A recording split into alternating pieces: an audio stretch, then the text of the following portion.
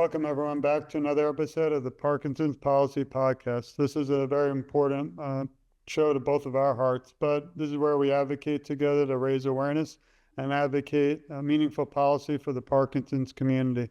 From Washington, D.C. to the U.S. Capitol and beyond, we bring senators, representatives, researchers, and advocates to amplify the voices of people living with Parkinson's disease.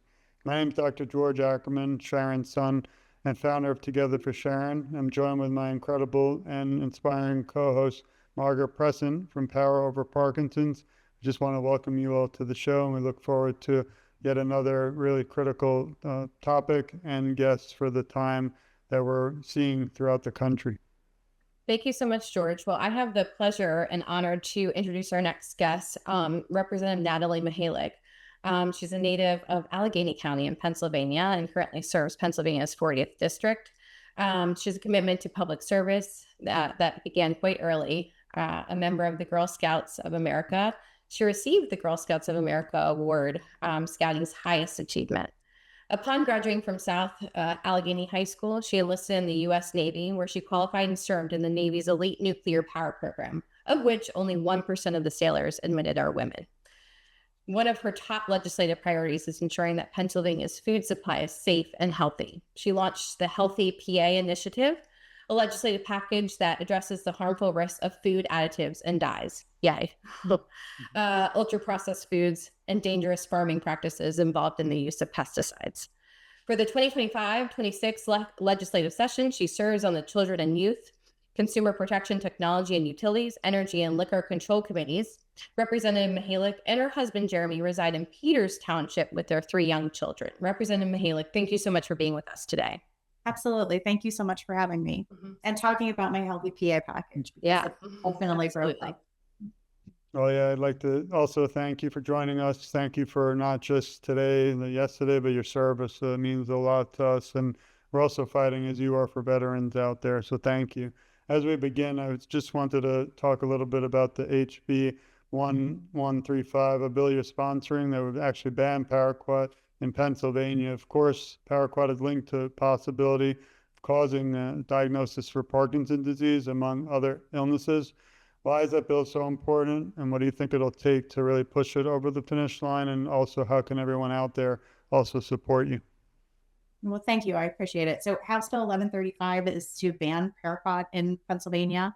And it is part of the Healthy PA package. So when I set out to do this package, I really wanted to be comprehensive. I couldn't just, if I wanted to tackle, the things that we're consuming, the toxins that we're all exposed to every day, I can't just, simply point to artificial dyes. I can't just simply point to certain chemical compounds either used in our food or in the food packaging.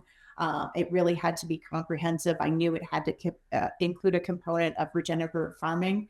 And in my mind, I wanted to tackle a pesticide or an herbicide. And to me, Paraquat was the lowest hanging fruit out there. It is the deadliest herbicide ever to be used in American agriculture. And I wanted to, get some wins in this package, really. And so I chose to, write that bill 1135 to ban Paraquat in Pennsylvania. It's in committee right now. We have about 50 bipartisan co-sponsors. And I think that, one of the things that's so beautiful about this bill in particular is that those co-sponsors, it's pretty evenly split down the middle. I think we've got about, 24, 25 Republicans, 24, 25 Democrats.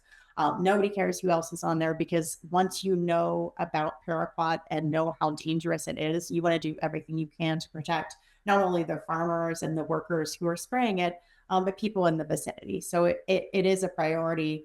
And we're hopeful this year. We have almost a full year left in this legislative session. So we're hoping to see some movement. We were successful at getting a Senate companion bill. So if we can't get it done in the House, maybe the Senate can get it done and send it over to us that way. So we were just trying everything we could to get this off the ground in Pennsylvania. It's really exciting. If I can dovetail some of our similar work here in Virginia, we had HB 1375 that we worked to propel this session, also to ban Paraquat earlier this month, we testified and spoke with representatives at the committee level. It ultimately was tabled till next year, but certainly had its opposition as a result of, banning kind of what's always been, right? Farmers are always using Paraquat. They don't want to change, and had, considerable opposition. So I wanted to touch on that and what you feel, how you can talk to opposition in terms of substitutions. A lot of what we saw is folks saying, this is how I've always done it. I don't want to hear about substitutions because if it's not broke, let's not fix it. But I don't think they have that understanding, that link necessarily, that next step to tie it to disease. So talk to me how you're going to help or potentially help persuade opposition as it relates to talking about substitutions for this harmful pesticide. Yeah, it's hard to get people to change once they have a system in place, once they are, kind of set in their ways. And that's true of any piece of legislation that I've tried to get off the ground in my 4 terms in the Pennsylvania legislature. So it's not just, farmers wanting to do the same thing that they've been doing. They know that they can rely on this because this is, the Paraquat, one of the reasons that it is deadly and that it is toxic is because it's a very effective herbicide. Like there's no doubt that it kills all the weeds, all the unwanted, growth that you might have on or around your crops.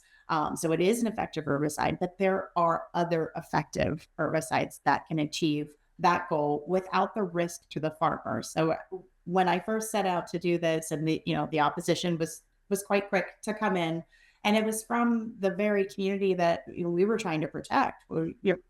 The farming community, you shouldn't want your farmers spraying this. Like you should, and we have the Farm Bureau here as well as other advocacy groups in Pennsylvania. And I really felt strongly that they should be the ones educating their members, educating the farmers, because that's who the farmers trust. And I think it's really important that they get out in front of it and they are offering, education on these alternatives because there are plenty. The Environmental Working Group has a great, a package that they put together of like, what are the alternatives? How can you achieve the same end result? So I think that, I knew there would be opposition. I didn't expect it to come so quickly from the farmers because I thought, well, we were trying to protect them because we know that the negative health effects that's, we're looking at the farmers for a lot of that research because they're the ones that are spraying it and they're the ones so, closely, associated with it. And we do know I think it was late 2025, the EPA had said, hey, we think that the drift is a little more than what we had originally anticipated, up to 2 miles. And I think that's probably even still underestimated. But so it's the farmers, it's the people spraying it, and it's the people in that vicinity that are going to be exposed. Yeah. It sounds like we certainly saw some similarities in terms of opposition and getting folks to understand we're looking to protect you. Yes, there's PPE, but are we always following that prescription to the T? So very similar to what we saw in the Commonwealth. So I love that it's on the radar to kind of help communicate that effectively so folks can better understand the connection. Yeah. And one of the other bills in the LPPA package, it is to incentivize regenerative farming through cover crop funds. So we were working with, they're called conservation districts here, but we have, very large line item in the ag space, and some of that money with our, governor wanted to devote more money to that line item, and some of it wasn't all being spent. And I said, well, if you're looking for ways to spend money, what we could do is use this money to encourage these farmers to use cover crops. And when you talk to the farmers one-on-one, they want to go in that direction. It's just, it costs time, it costs money, like everything else. Right.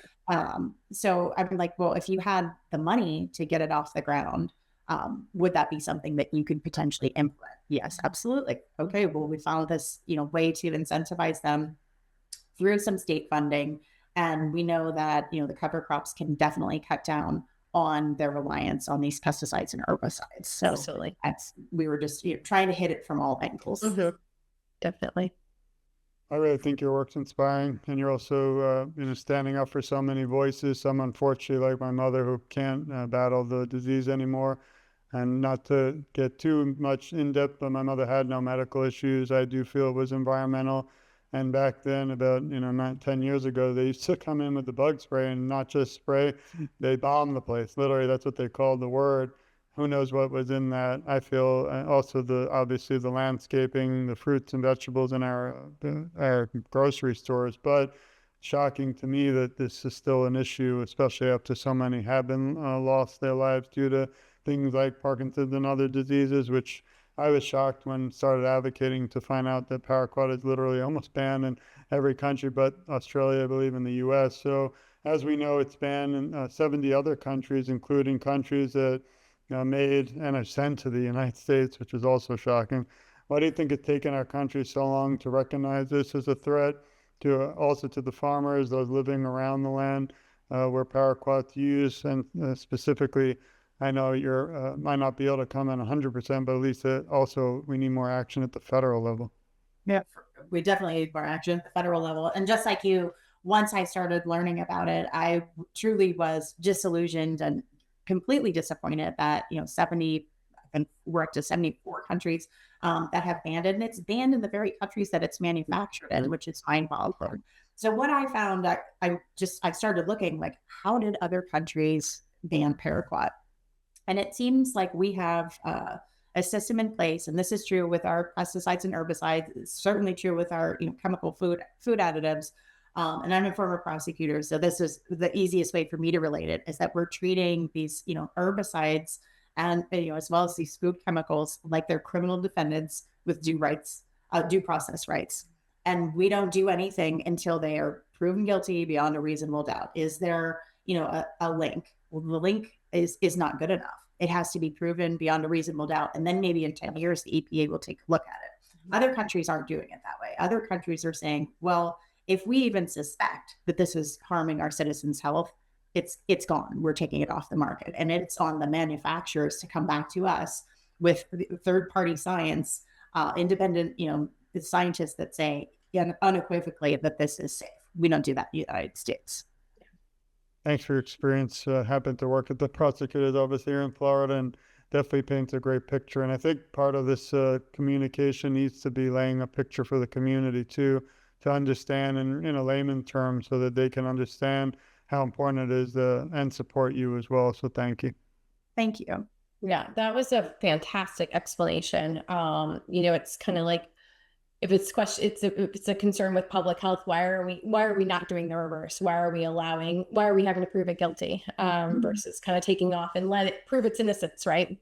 Right. And we're also one of the only countries that when we're looking at potentially toxic substances, we're taking economic factors into account. Most of the other countries aren't doing that. They are just looking at the safety of the product, absent of any, economic boost that it might or might not be able to provide. Yeah.